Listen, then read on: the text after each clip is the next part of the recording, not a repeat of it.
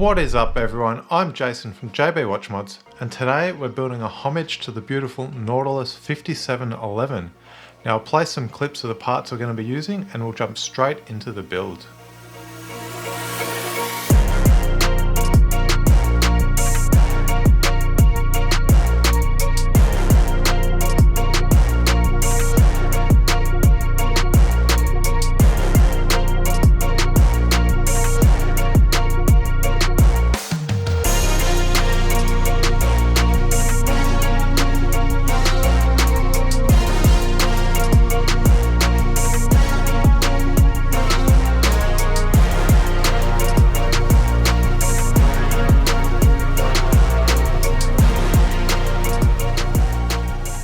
So first things first, we need to get this dial fitted to the movement. So when you purchase this as a kit, as I've done here, you'll receive your case, your dial and your handset. And the good thing about that is the dial's made specifically for this case, which is a 3 o'clock case, which means on the back here, the feet, it only comes with 2 feet. Which are the only feet you need, so you don't need to cut anything off the back. You can just go ahead and fit it straight on there.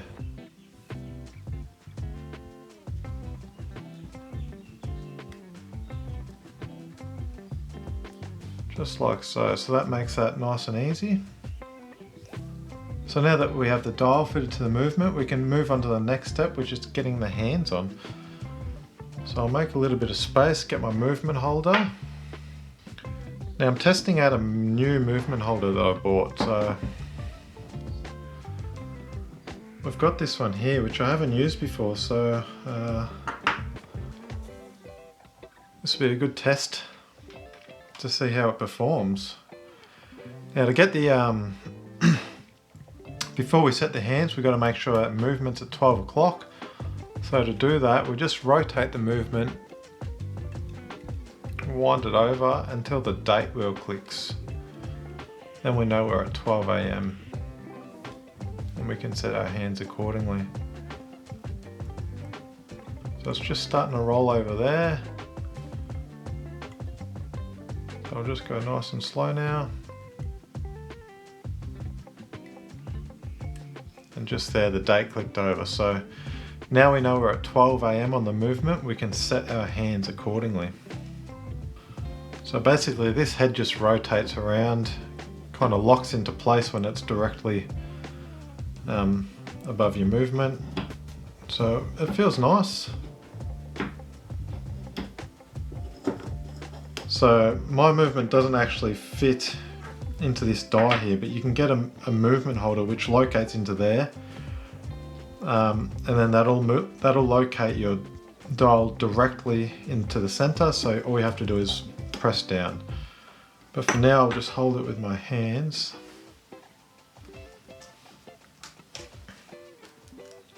So we'll get our hour hand into the end of our rotoco here. So we'll just set it into the end of the rotoco just to hold the hand. Makes it nice and easy, doesn't scratch the hand. So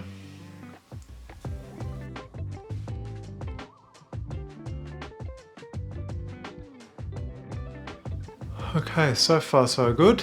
That was nice and easy, went on without any issues. I'll just rotate the movement now.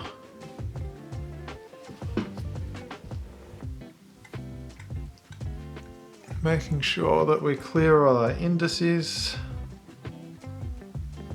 Set it back to 12 o'clock. Move this to the next position and we'll get our hour hand. Same process, just in the end of the rotoco, just like so.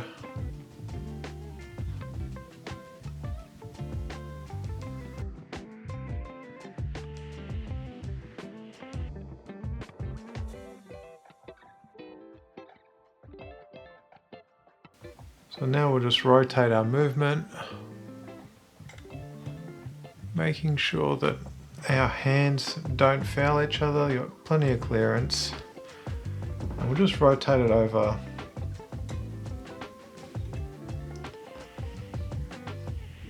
until our date flicks over. Spot on. So now we know that our hands are changing, our hands are hitting 12 o'clock when the date flicks over, which is spot on. So we can move on to our final hand, which is the second hand. I'll use the same press tool for this one.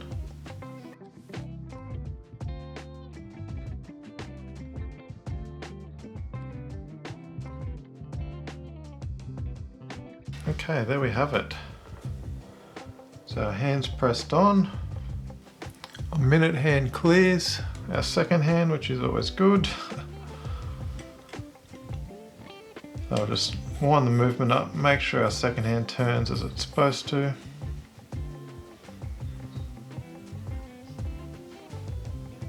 So it's looking all good.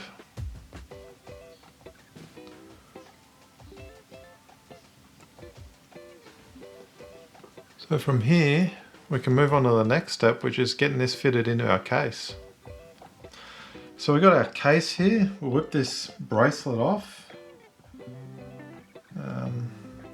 And then we can get started. So this case and bracelet has pins that hold the bracelet links together. So basically you just need to push the pins out to either resize the bracelet or take the bracelet off. So I've just got this little kind of little screwdriver with just like a blunt end on this end. So you can basically just pop it in the hole on the side of the case and you just give it a good push and your link will come out on the other side. So I'll just get my little side cutters to pull the pin out.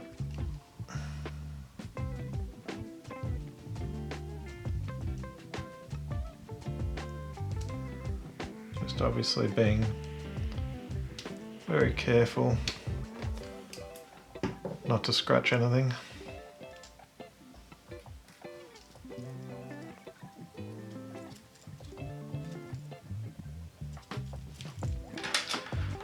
It's also worth noting that these pins only go in and out one way. So if you can see on here, hopefully you can see at this end there's a little bit of a flare at one end and the other side is just straight. Generally the bracelets will have a little arrow on the back indicating which way they go in and out. It doesn't on this side, so you just need to have a look at the pins. And if the pin is flat, that's the side that you need to push from. Whereas if the pin has a little split in the end of it, that's the side that it'll come out, if that makes sense. So I'll get the other side of this bracelet off.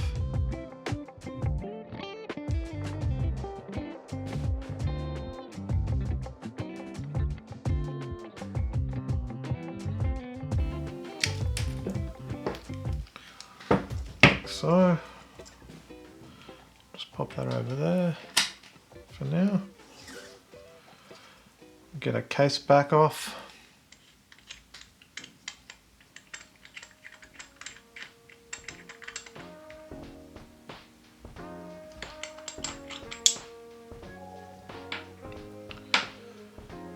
Now we'll give the sapphire crystal a really good clean. The last thing we want is any dust or debris on the underside of your crystal, and the only way to spot that is to give both sides a really good clean.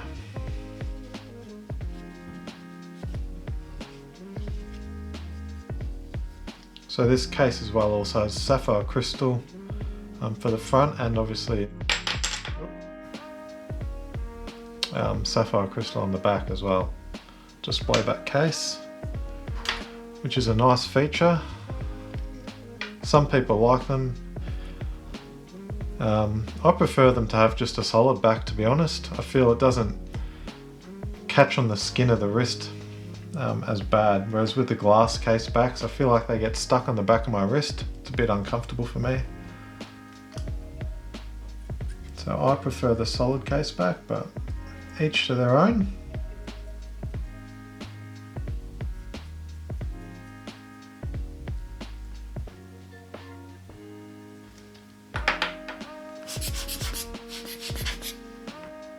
This tool, a lens pen, is absolutely awesome for cleaning your crystals. So if you're going to buy any tools to build a watch, definitely put this one on your list.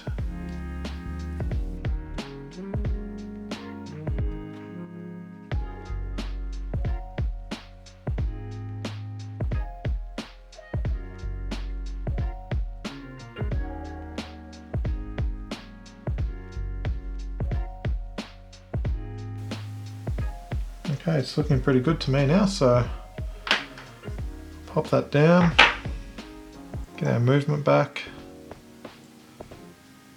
We need to pull our stem out, so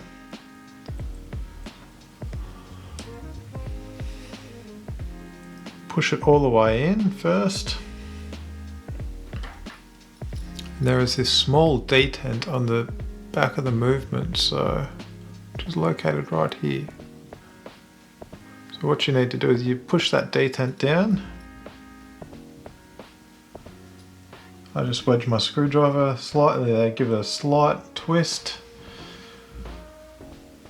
like so, while pulling out, and your crown comes straight out.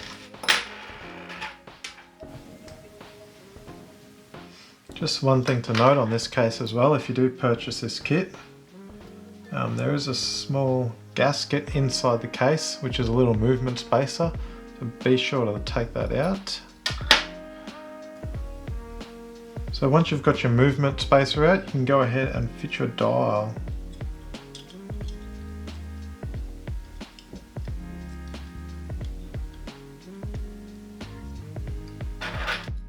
Oop. So we'll just line it up, making sure that the crown stem locator on the movement, which is just here, lines up with the crown.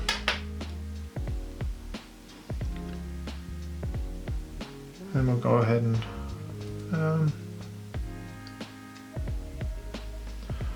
pop this spacer in.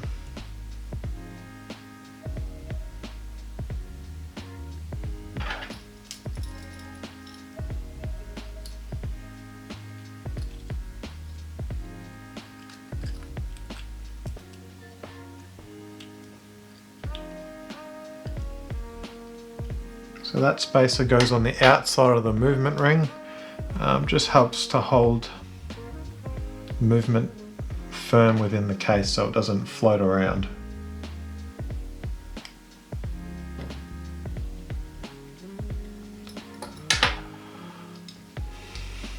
So here she is so far.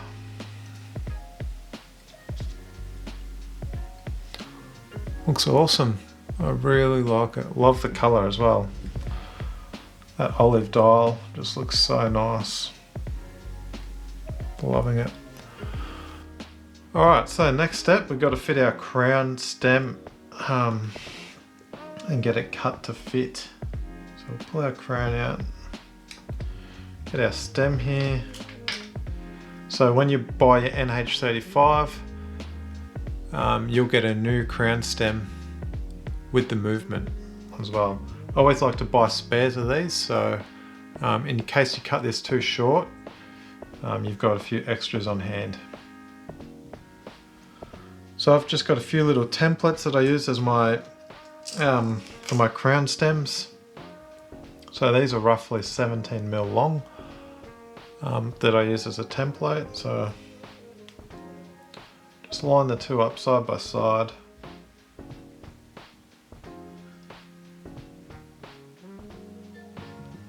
And then just cut it with my side cutters here. And I always cut a little bit long, just to be on the safe side.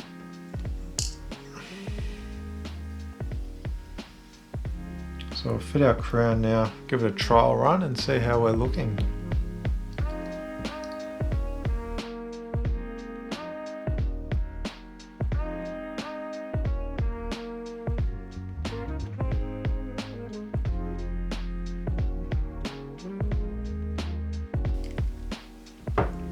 when you're holding your crown stem with your side cutters, hold it on the bottom of the threads. Don't hold it on any part that'll end up going into the movement, because if you damage it, you might, it doesn't take much to damage these crown stems, so any small nicks or cuts may stop it from working correctly in the movement.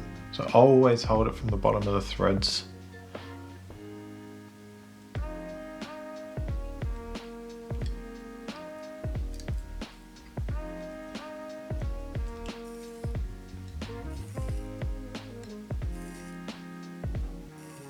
So we're much too long at the moment.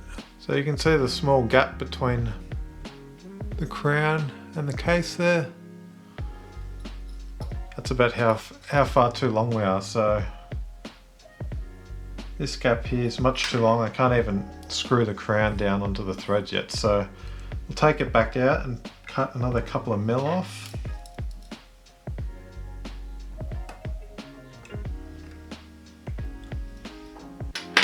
Now it might take a few shots when you're building your watch. Might take 2 or 3, 4 or 5 test fitments before you get it correct, but there is no rush, so just take your time.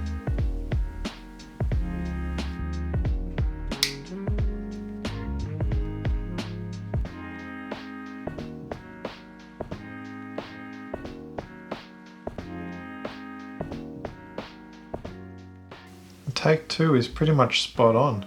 So you can see now that gap between the case and the crown has disappeared. We're sitting flush with the crown and the case, so that's perfect, exactly what we want. Just screw it out, make sure we've got a bit of spring in our crown there,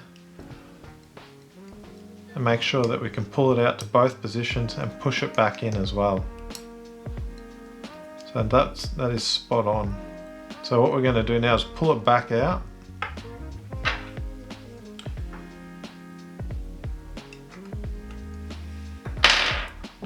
And then we'll put some Loctite on the threads, stop it from coming loose. And then it is all done.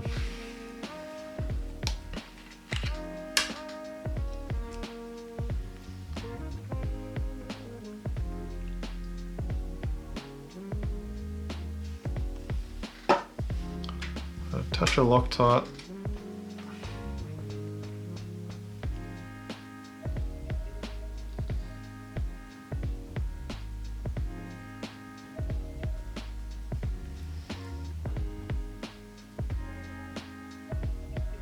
Snip it up, and always wipe off your excess Loctite because you do not want that going through the movement. And we can fit it up.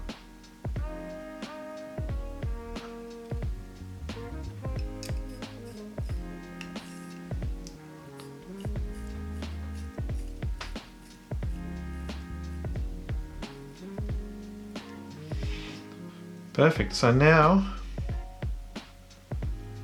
our last step for this part anyway,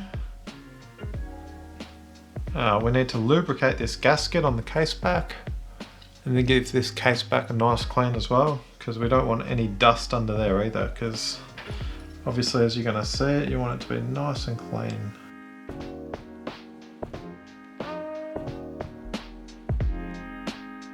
So we'll just get our lubricant, silicone grease, pop it in there.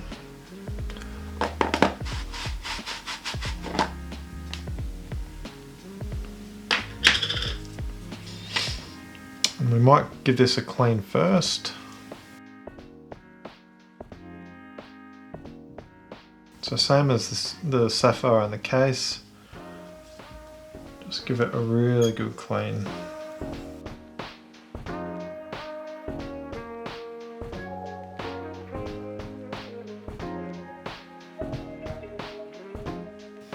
Now we can fit our gasket back on. Now in this case there's no gasket groove in the case. The actual gasket sits on a small groove at the bottom of the threads on the case back, so just be wary of that.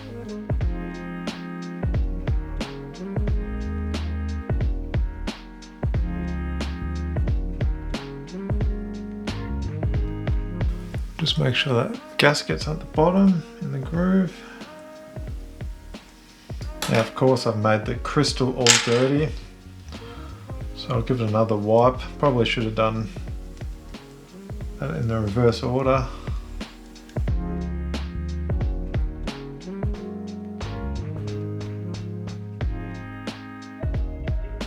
So now we have the two ready to pair together. Making sure everything is clean on the inside of the movement as well. And we can pop this on.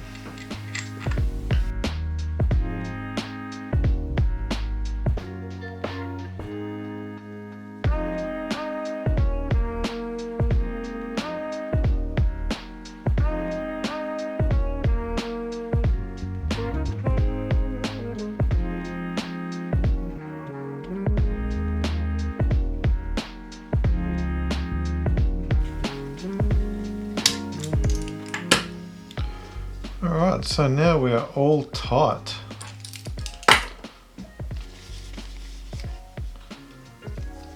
Give it a good clean.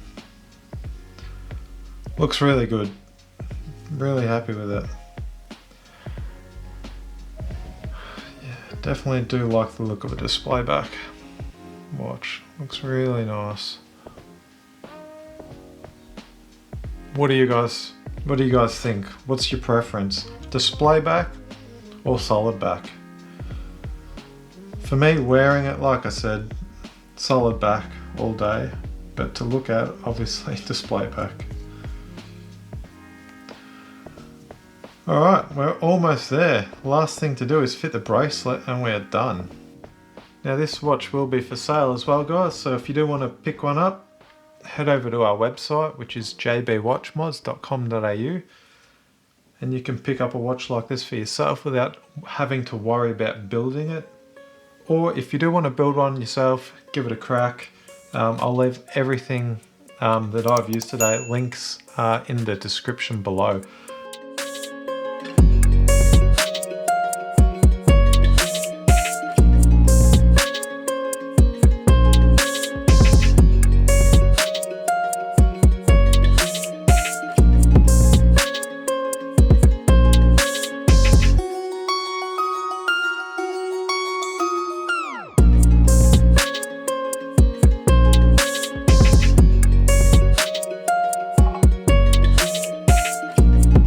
That's it for today's video, guys. Thank you so much for watching. Let me know in the comments below, what do you think of the build today? I think it looks unreal. If you've enjoyed the video, please hit that like button, hit subscribe, and we'll see you next week.